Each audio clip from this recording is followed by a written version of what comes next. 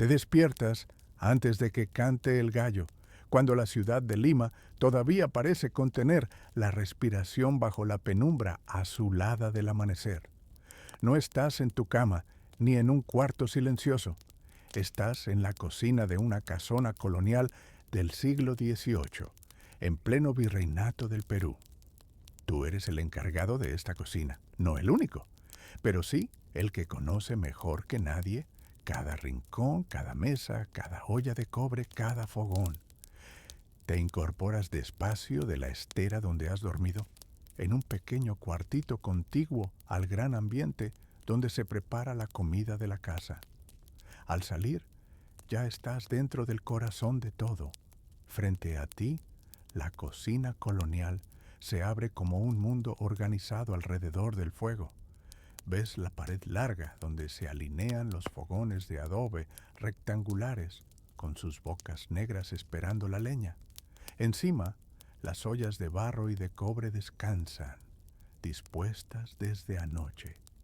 A un lado, las piedras de moler, las tablas de madera gastadas por los cortes de años, las tinajas apoyadas contra el muro llenas de agua traída del pozo interior. En otra esquina, la mesa grande donde se amasan panes y se cortan carnes. ¿Te parece que la cocina ya respira, aún sin fuego encendido? Hoy, mientras te ajustas la ropa de faena, recuerdas algo que se dijo anoche en el patio. El mayordomo comentó con voz grave que hoy vendrá un invitado importante desde España, un hombre que sirvió en la misma corte donde trabajó tu padre como cocinero. Mencionó que traerá consigo un cuaderno antiguo de recetas y que desea ver la cocina, conocer a quien la dirige en esta casa, a ti.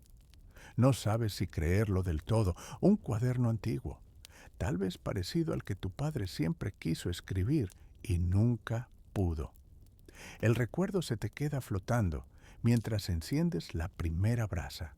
Sientes una pequeña chispa de expectativa mezclada con la rutina.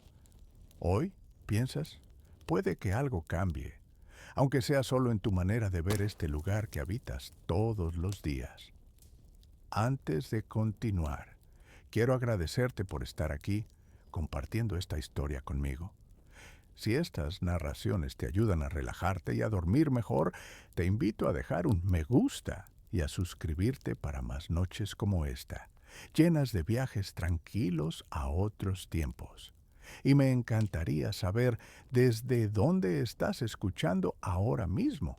¿En qué ciudad? ¿En qué país te encuentras?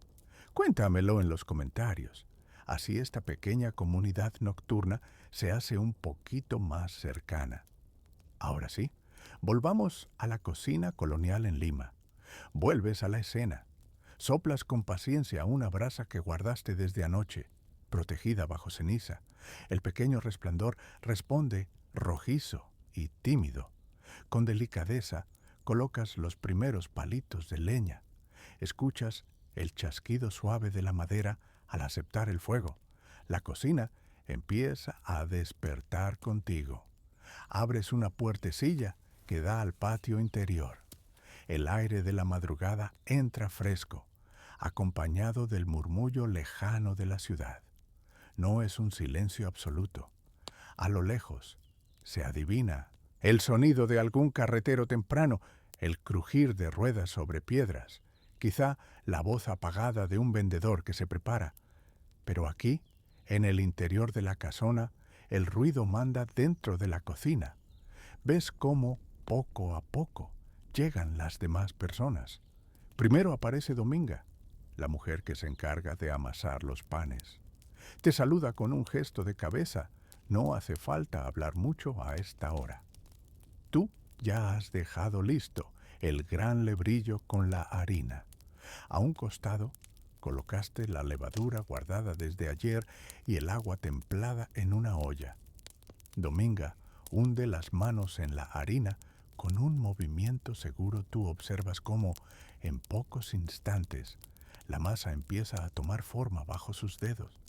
Mientras amasa, te pides a ti mismo recordar cada gesto, cada movimiento, porque sabes que estos detalles también cuentan la historia de esta cocina.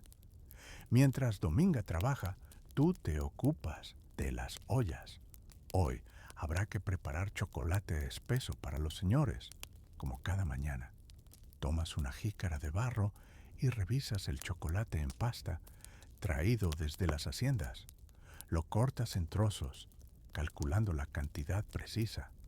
Pones a calentar agua en una olla de cobre y comienzas a organizar mentalmente la secuencia del día. Sabes que esta cocina no es solo el lugar donde se cocina. Es, en cierto modo, el centro invisible de la casa. Desde aquí salen no solo platos, sino ritmos. La hora en que la familia se despierta, la hora en que llegan los visitantes, el momento en que los criados se reúnen para comer sus raciones, todo se ordena alrededor de lo que tú decides preparar y cuándo. Mientras colocas la olla para el chocolate sobre el fogón, recuerdas otra vez lo que el mayordomo dijo anoche. Ese invitado, ese hombre venido de España, preguntará por ti, por la cocina, y traerá un cuaderno. En tu mente se abre una pregunta sencilla, pero insistente. ¿Qué verá él cuando mire este lugar? ¿Le parecerá atrasado, desordenado, demasiado mestizo? ¿O descubrirá algo que no existe en sus cocinas de allá? ¿Algo que solo Lima puede ofrecer?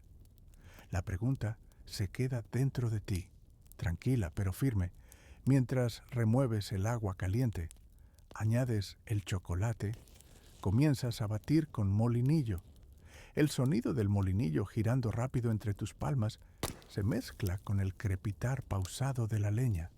Sientes cómo la cocina va entrando en su propio compás. Al poco rato aparece el mayordomo. Entra con paso medido, observando todo. Te acercas a él y lo saludas con respeto. Él te mira las manos, luego la olla y asiente. Hoy habrá visita de importancia, te dice, confirmando lo que ya sabías. El señor don Alonso de Villaverde viene de España y cenará en casa. Quiere ver cómo se cocina aquí, en Lima. El amo desea que la cena muestre lo mejor de nuestra mesa. Asientes, escuchando cada palabra. Preguntas, sin rodeos. ¿Y el cuaderno del que habló anoche, señor mayordomo?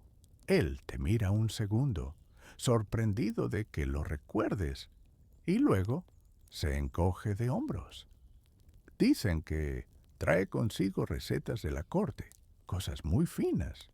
El amo piensa que quizá le convenga ver cómo se trabaja en España, que aprendas algo, pero también quiere que se le muestre lo propio de estas tierras. Tendrás que pensar bien el menú. El mayordomo se va tan silenciosamente como entró. Te quedas un momento en medio de la cocina, con el molinillo detenido en tus manos. De pronto, el día no es solo un día más de trabajo. Hay una tarea clara que se forma en tu mente. Decidir qué imagen de la cocina limeña mostrarás a ese hombre, a ese cuaderno antiguo. Retomas el movimiento del molinillo. Mientras bates, tu mente viaja.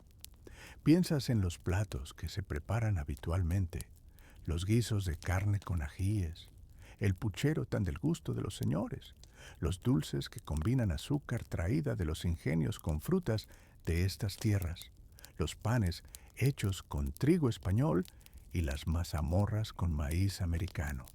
La cocina, lo sabes bien, es un lugar donde muchas cosas se mezclan sin pedir permiso. El chocolate está listo. Lo apartas del fuego, dejas que repose un poco y luego lo viertes en jarras de barro que un criado llevará a la sala. Aún no hay voces en el resto de la casa, pero pronto las habrá. Antes de que llegue el bullicio, decides salir un momento al patio para tomar aire y ordenar tus ideas. Cruzas el umbral que comunica la cocina con el patio interior. El suelo de piedra conserva aún el frío de la noche. Alrededor, las paredes altas de la casona atrapan la luz suave del amanecer, que cae oblicua sobre las macetas. sobre la pila de lavar, sobre el pozo. Desde aquí, si alzas un poco la vista, puedes adivinar cómo, más allá del muro, empieza a despertar la ciudad. Te acercas al pozo y te inclinas para sacar un poco de agua. El reflejo tembloroso de tu rostro se mueve en la superficie. Te ves como siempre. Manos curtidas, una expresión atenta, el cabello recogido para que no estorbe al cocinar. Pero hoy, al mirarte, añades otra cosa. Te ves como el guardián de una cocina que alguien de muy lejos vendrá a examinar. Mientras llenas el cántaro, recuerdas a tu padre. Sabes, por los relatos, que trabajó en una casa importante de Sevilla, donde se servían banquetes a nobles y clérigos. Él te contó cómo eran aquellas cocinas. Espaciosos, sí, pero también rígidos, con recetas que debían seguirse casi al pie de la letra. Te habló de un cuaderno que el cocinero mayor consultaba, lleno de indicaciones, proporciones, tiempos precisos. Ese cuaderno, decía tu padre, era como una Biblia del paladar. Aquí, en Lima, tu realidad es diferente. Hay recetas que te han enseñado, sí, pero también hay improvisación, adaptación al mercado, al puerto, a lo que llega en los barcos y lo que se cultiva cerca. Piensas que, si hoy aparece ante ti un cuaderno español, no solo lo leerás, querrás, de algún modo, dialogar con él. La pregunta vuelve a ti con más claridad. ¿Cómo mostrar que esta cocina colonial no es una simple copia, sino un cruce vivo de mundos? Regresas al interior, donde la actividad empieza a acelerarse. Dominga ya tiene filas de panes crudos, listos para ir al horno. Tú supervisas la preparación del puchero que se servirá como comida del mediodía. Mandas a un muchacho a la despensa a buscar garbanzos, carne salada, tocino. Tú mismo te ocupas de seleccionar las verduras en las canastas, zanahorias, coles, papas de la sierra. Mientras las eliges, notas algo que siempre te ha parecido curioso. Cómo en una misma olla se juntan ingredientes llegados de mares lejanos, como los garbanzos y el tocino, con otros nacidos en estas tierras, como la papa. Eso, piensas, también es una conversación. Mientras cortas las verduras, entra en la cocina Josefa, una de las criadas de la casa. Trae un recado del ama. Te dice que la señora quiere que para la cena haya, además del puchero, un plato que agrade a los españoles y otro que muestre los sabores del Perú. Lo repite con énfasis, que muestre los sabores del Perú. Tú asientes y ella se va, apresurada hacia otra tarea. Te quedas con la cuchilla en la mano, mirando la tabla de madera. Ahora la tarea está aún más clara. Pensar en dos platos que no solo alimenten, sino que cuenten una historia. Uno que hable el lenguaje de la corte, otro que hable el lenguaje de la tierra. Decides empezar por lo que conoces bien. Para el plato que agradará a los españoles, piensas en algo cercano a un estofado, rico y abundante, que recuerde a los guisos de allá. Quizá un estofado de carne con vino y especias, usando clavo y canela como tanto aprecian. Para el plato que muestre los sabores del Perú, piensas en algo con ajíes y maíz, algo que no necesitaría traducción para los que han nacido aquí. Tal vez un guiso de gallina con ají amarillo, acompañado de una preparación de maíz, o unas humitas dulces para el final. Mientras la idea toma forma, entra en la cocina un joven aprendiz, Mateo, que lleva poco tiempo contigo. Tiene los ojos curiosos, siempre atentos a lo que haces. Lo ves mirarte las manos, los cortes precisos, la manera en que organizas todo en la mesa. Maestro, te pregunta en voz baja, ¿es cierto que el invitado de esta noche trae un libro de recetas de España? Sientes, sin alardes. Eso dicen. ¿Y para qué sirve un libro así?, insiste él. Usted cocina sin leer papeles. Te detienes un momento, dejas la cuchilla sobre la tabla y miras al muchacho. Sirve para recordar lo que otros descubrieron antes. Respondes. Para mantener un orden, para que una receta no se pierda. Mateo se queda pensando y tú añades, pero un libro también puede olvidar cosas. Lo que no se escribe, lo que no cabe en las palabras, corre el riesgo de quedarse fuera. Por eso, hay que saber leer y también saber mirar lo que no está escrito. La respuesta parece dejarlo intrigado. Él asiente, aunque quizá no comprende del todo. Se ofrece para ayudarte con el fuego y tú aceptas. Necesitas que la leña esté en su punto para que el puchero hierva sin sobresaltos. La mañana avanza, el sol sube y la luz que entra por la pequeña ventana de la cocina se hace más clara y firme. El ruido en la casa aumenta, pasos en el corredor, voces en el patio, el sonido del balde en la pila. Cocina adentro, te mueves sin detenerte. Supervisas el puchero, corriges la sal, compruebas el punto del caldo. Das indicaciones a Dominga sobre los panes que irán a la mesa de los señores y los que se repartirán entre los criados. En un momento de respiro, mientras el caldo hierve, decides ir a la despensa. Tomas una llave de tu cintura y abres la puerta gruesa que da al cuarto donde se guardan los ingredientes más valiosos. Entras y el ambiente cambia. El aire es más fresco, más quieto. Observas las repisas de madera con sacos de harina, frascos con especias, cestas con frutos secos. Ves el azúcar blanca en terrones, las botellas de vino selladas con cera, los quesos colgados, las botijas con aceite de oliva. En un rincón, aparte, hay canastas con maíz seco, de diferentes colores y habas. Te acercas a los estantes con especias. El aroma contenido en frascos de vidrio y cajas de madera te recuerda, otra vez, lo lejos que llegan los brazos de esta cocina.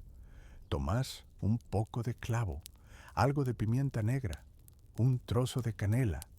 Decides que el estofado de carne que prepararás para la cena tendrá ese toque especiado que tanto valoran los españoles.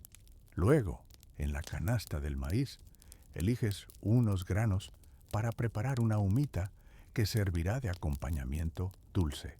Sabes que esa humildad, la mezcla de maíz y azúcar envuelta en hojas, cuenta otra historia sobre esta tierra y sus gentes. Al salir de la despensa, cierras la puerta con cuidado, vuelves a la cocina, donde el mediodía se acerca. El puchero burbujea con fuerza. Mandas a un criado a avisar que la comida estará lista pronto. La familia se reunirá en el comedor y tú no estarás ahí, pero tu presencia llegará en cada plato. Mientras preparas los últimos detalles del mediodía, oyes el sonido de cascos y ruedas en el portal de la casa. Te detienes un segundo a escuchar. Llegan visitantes, quizá el propio don Alonso, aunque aún es temprano para la cena. Un criado que pasa corriendo confirma tu sospecha. El invitado de España ha llegado, con un baúl y un pequeño equipaje de mano que parece guardado con especial cuidado. No puedes dejar tu puesto ahora, así que sigues con tu tarea. Sin embargo, sientes que algo ha cambiado en el aire. La pregunta que te acompañaba desde la madrugada se hace un poco más concreta. ¿Qué tipo de hombre es ese que trae un cuaderno de recetas desde tan lejos? ¿Será arrogante, curioso, indiferente?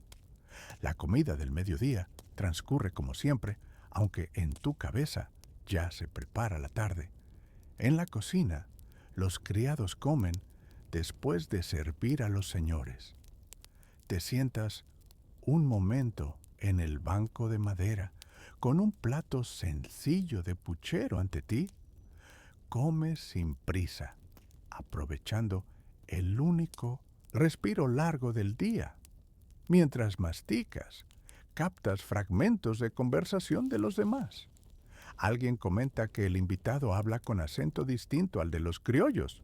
Otro dice que trae noticias de la corte. Alguien más menciona que el amo lo trata con mucha deferencia. Terminas tu comida, te levantas y te lavas las manos en la pila pequeña dentro de la cocina. Es hora de preparar la noche. Empiezas por la carne del estofado.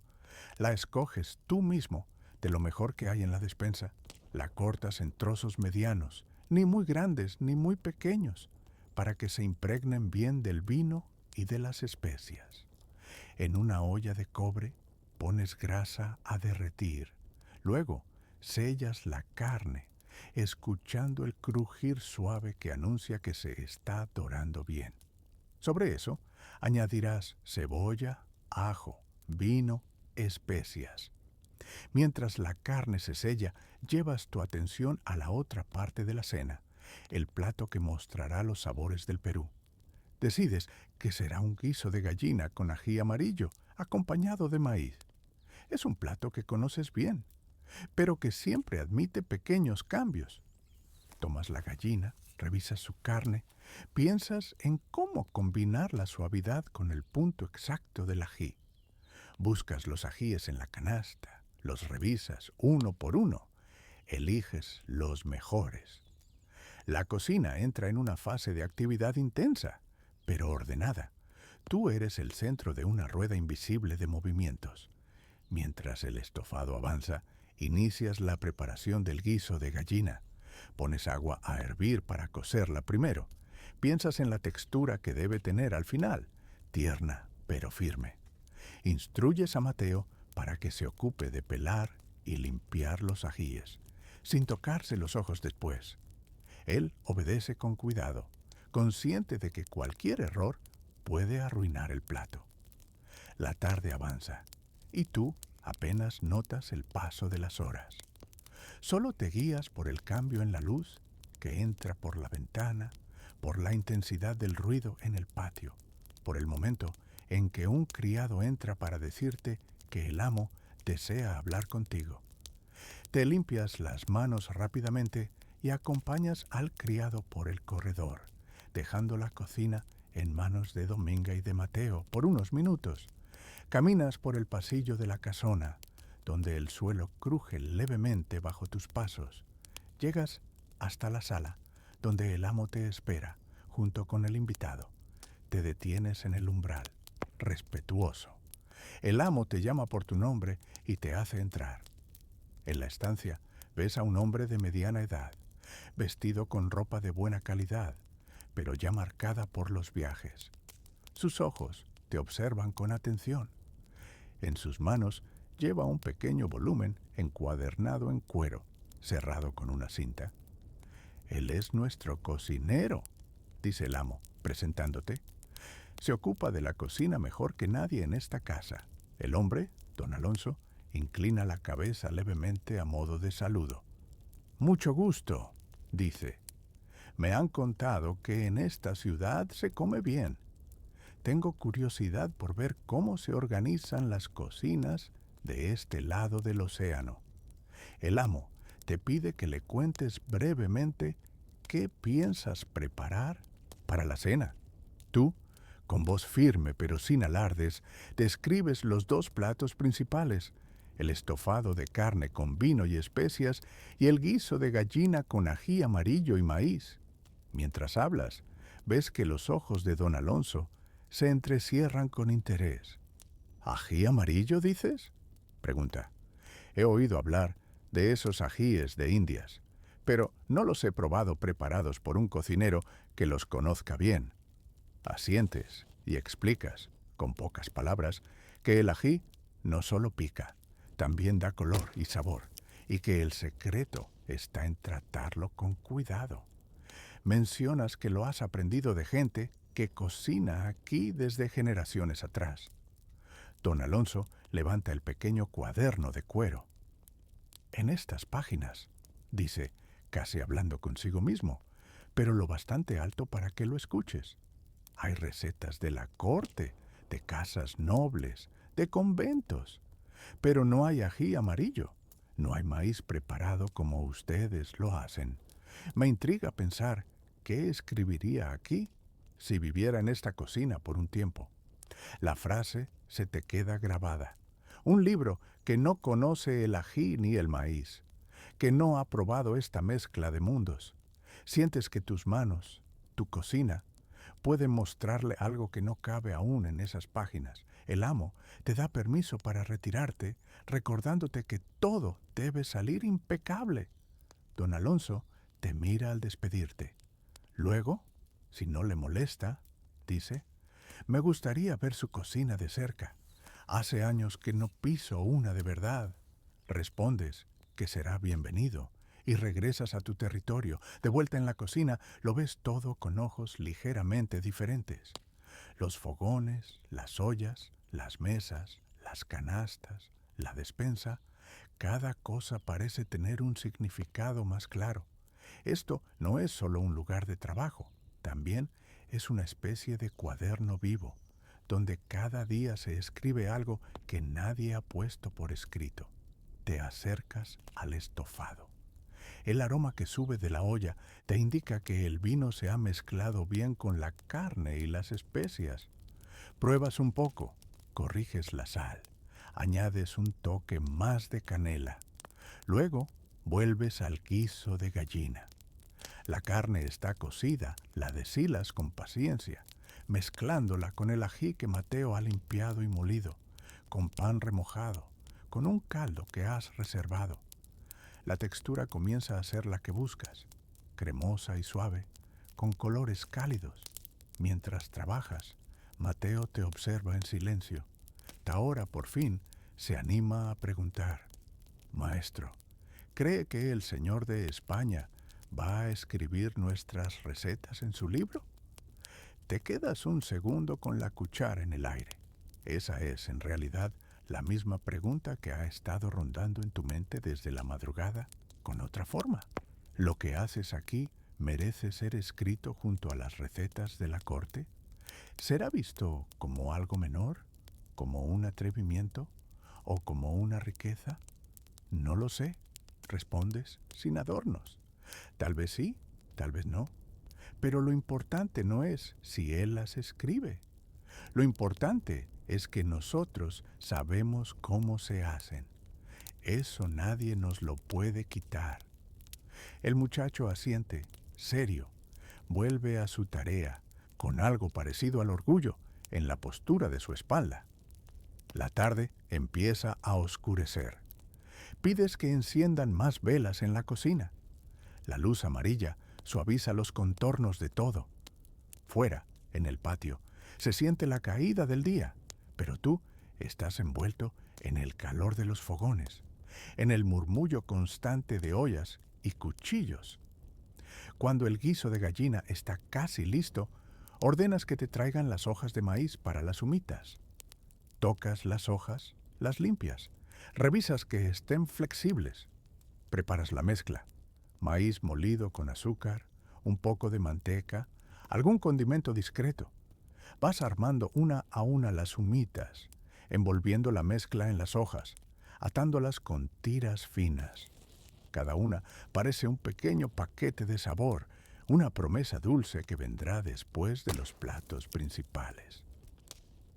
A medida que la cena se acerca, organizas la cocina como un general ordena a sus tropas.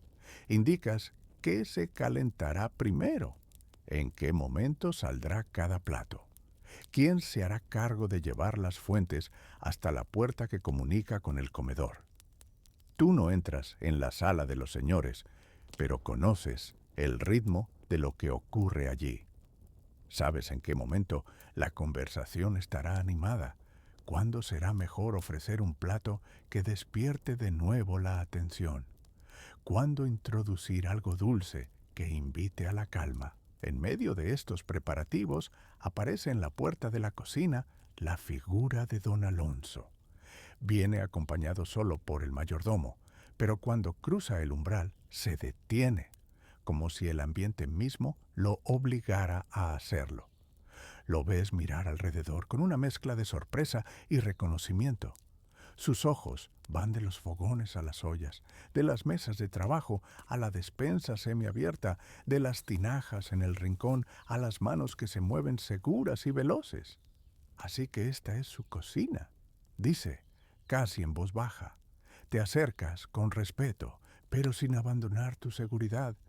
Le explicas brevemente la organización del lugar, los fogones para los guisos, el horno para los panes, la despensa con sus candados, el patio contiguo donde se lavan y preparan algunos ingredientes.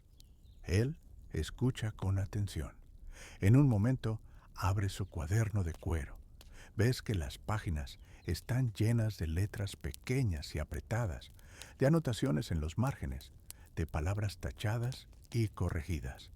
Mire, te dice, mostrándote una página. Aquí hay una receta de un guiso de carne con vino, muy apreciado en Sevilla. No es tan distinto a lo que usted prepara, al menos en su descripción general.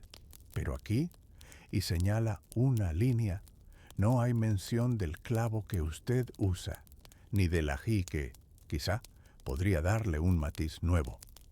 Te sorprende que mencione el ají en una receta española, pero él prosigue. Durante mi viaje, probé algunos platos con ají en las costas. Al principio los miré con recelo, pensando que eran cosas de indios, poco refinadas. Pero luego comprendí que había un mundo de sabores que no conocíamos. Por eso, cuando me dijeron que en esta casa había una cocina bien llevada, quise verla. Se pasea lentamente frente a un fogón, respirando el aire cálido. En la corte, continúa, solemos pensar que lo que se escribe en libros es lo único que vale. Pero he empezado a comprender que hay cocinas enteras que no están en ningún cuaderno y que no por eso son menos importantes. Sus palabras tocan algo muy hondo en ti. Te decides a mostrarle una parte concreta de lo que haces. Te acercas a la olla del guiso de gallina, tomas una pequeña porción con una cuchara de madera y se la ofreces, soplando primero para que no queme. Pruebe esto, señor, dices. Es el guiso que serviremos esta noche. No está en ningún libro, que yo sepa, pero lleva años preparándose así en las cocinas de Lima. Él acepta la cuchara y lleva el guiso a sus labios. Lo prueba con atención, como si quisiera captar cada matiz. Cierra los ojos un instante, como quien escucha una melodía desconocida y agradable. Ají amarillo, pan remojado, caldo bien reducido, murmura. Hay algo familiar y algo nuevo al mismo tiempo. Abre de nuevo los ojos y te mira con seriedad. ¿Quién le enseñó esta receta? Pregunta. Piensas un momento antes de responder. No fue una sola persona, respondes. Un poco fue mi madre, que la aprendió de su madre. Otro poco fueron las cocineras de aquí, de Lima. Y otro poco es el modo que yo fui encontrando con los años. Don Alonso asiente, como si esa respuesta confirmara una intuición. Entonces, dice, este guiso no pertenece solo a una persona ni a un libro, pertenece a una cadena de manos, de voces. Si yo lo escribiera aquí, en este cuaderno, y levanta ligeramente el libro, sería solo una forma de acompañar lo que ya existe.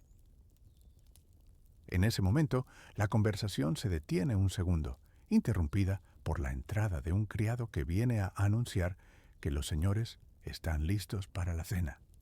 Don Alonso cierra el cuaderno, pero antes de irse te dice, luego, si usted lo permite, me gustaría que me contara con más detalle cómo organiza sus platos, cómo decide qué va con qué. Tal vez este cuaderno mío tenga todavía espacio para aprender de esta cocina. Lo ves salir de la cocina junto al mayordomo. Sientes que algo se ha desplazado ligeramente en el equilibrio entre el libro y la práctica, entre lo escrito y lo vivido. Tu pregunta inicial comienza a encontrar una forma de respuesta. ¿Esta cocina sí puede dialogar con los cuadernos de la corte? pero no como una copia humilde, sino como una voz que aporta algo nuevo. La cena empieza. Desde la puerta que comunica con el comedor, ves apenas fragmentos de lo que sucede, destellos de luz de candelabros, el movimiento de platos que entran vacíos y vuelven casi limpios, el murmullo de conversaciones que suben y bajan. El primer plato, el estofado de carne, sale con un aroma profundo. Tú supervisas cada fuente que sale. Te aseguras de que nada falte. Más tarde, llega el turno del guiso de gallina, con ají amarillo. Lo sirves en fuentes abundantes, decorado con cuidado, sabiendo que en ese momento se juega algo más que la aprobación de un invitado. También salen algunas humitas, que acompañarán el final de la comida con un toque dulce y sencillo. Mientras el servicio avanza, Dominga se acerca a ti en un momento de pausa. Dicen que el invitado alaba mucho la comida, te susurra, con una chispa de alegría en los ojos. Que se admiró del guiso de gallina. Hasta pidió que le cuenten cómo se hace. Tú asientes, pero no te dejas arrastrar del todo por la vanidad. Sabes que en una casa como esta, el elogio es bueno, pero mañana habrá otro día, otro menú, otras exigencias. Aún así, dentro de ti se enciende una calidez tranquila, un reconocimiento de que lo que se cocina aquí tiene un lugar propio. La cena llega a su término. Los platos regresan poco a poco, algunos casi vacíos, otros con restos mínimos. Empiezas a ordenar la cocina de la noche, a limpiar lo suficiente para que mañana todo pueda empezar de nuevo, sin caos. Los fogones se apagan uno a uno, dejando solo brasas débiles. Cuando por fin el bullicio disminuye, cuando los pasos se alejan del comedor, vuelve a aparecer en la puerta de la cocina la figura de don Alonso. Esta vez viene solo, sin el mayordomo. Trae el cuaderno en la mano, pero no lo abre de inmediato. Quería agradecerle, dice. Ha sido una de las cenas más interesantes que he tenido en mucho tiempo. Te mira con una mezcla de respeto y curiosidad. Hubo un momento, añade, allá, en Sevilla, en que pensé que ya lo sabía todo sobre guisos. Después de recorrer varias casas, de probar platos de cocineros famosos, creí que ya nada podría sorprenderme. Pero ahora veo que estaba equivocado. Este guiso suyo, con ají amarillo, no se parece a nada que haya probado. Hace una pausa y luego abre por fin el cuaderno. Te muestra una página en blanco, casi al final del volumen. He decidido, dice, que este espacio lo reservaré para lo que aprenda aquí, para lo que usted y su cocina me enseñen. No prometo hacer justicia a todos los detalles, porque hay cosas que solo se pueden vivir. Pero al menos, si algún día alguien lee este libro, sabrá que lejos de la corte hubo una cocina que mezclaba el mundo de una manera distinta. Te tiende la pluma.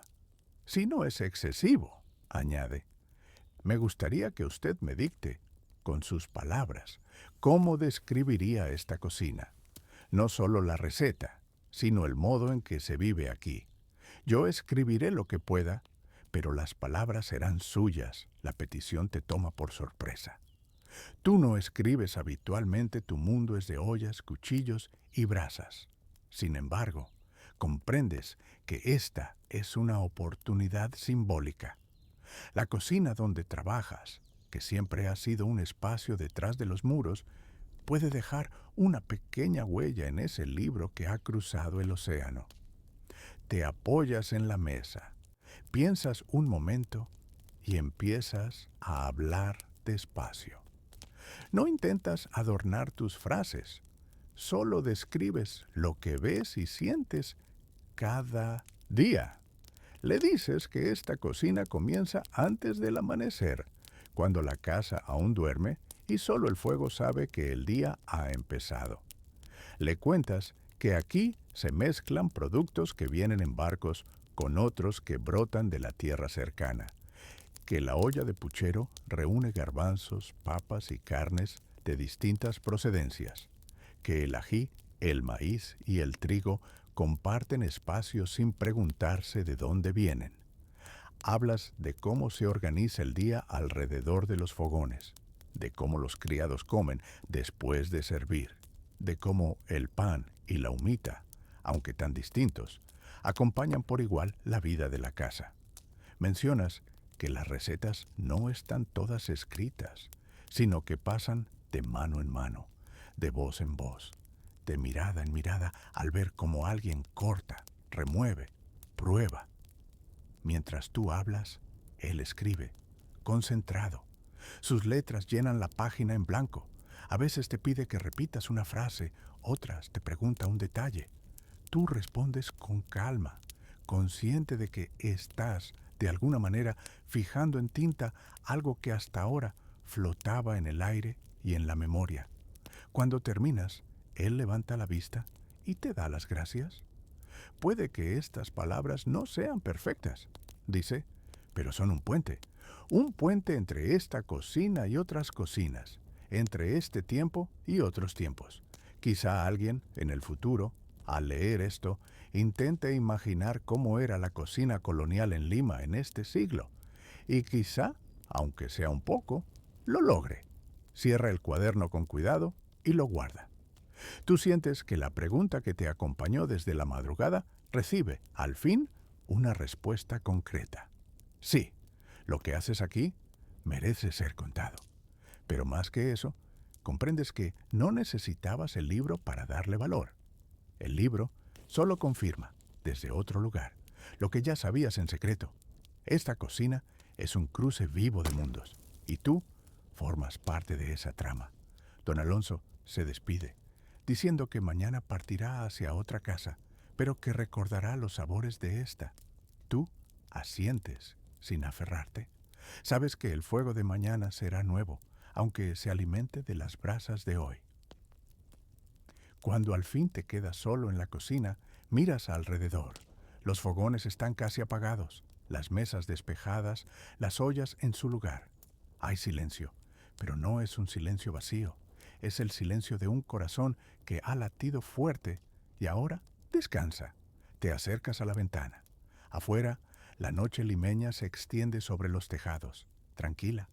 Piensas en la ciudad, con sus calles, sus plazas, sus carros. Piensas en todas las cocinas que ahora mismo, ocultas tras muros, guardan brasas encendidas. Algunas son humildes, otras más ricas, pero todas alientan, de alguna forma, la vida de la ciudad. Respiras hondo. Sientes en tus manos el cansancio del día, pero también una calma profunda. Hoy, tu cocina ha sido mirada desde otro mundo y, sin embargo, sigue siendo la misma. Mañana volverás a levantarte antes del amanecer.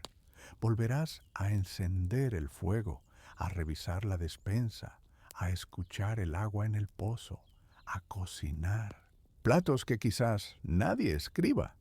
Y sin embargo, ahora sabes que cada uno de esos gestos forma parte de una historia más grande, que se teje en silencio, igual que la vida. Caminas hacia tu pequeño cuartito, junto a la cocina. Antes de entrar, echas una última mirada a los fogones apagados, a las sombras suaves sobre las paredes. Dejas que la imagen se quede contigo, la cocina colonial en calma, después de un día en que su voz encontró eco en un cuaderno venido de lejos. Apagas la última vela. La oscuridad llega, pero no da miedo. Es la misma oscuridad que cada noche envuelve la casa, con la certeza de que, cuando vuelvan las primeras luces del amanecer, tú estarás allí otra vez, encendiendo el fuego, escuchando el leve crujir de la leña y dejando que, una jornada más, la cocina colonial de Lima siga contando su historia, despacio, a través de tus manos.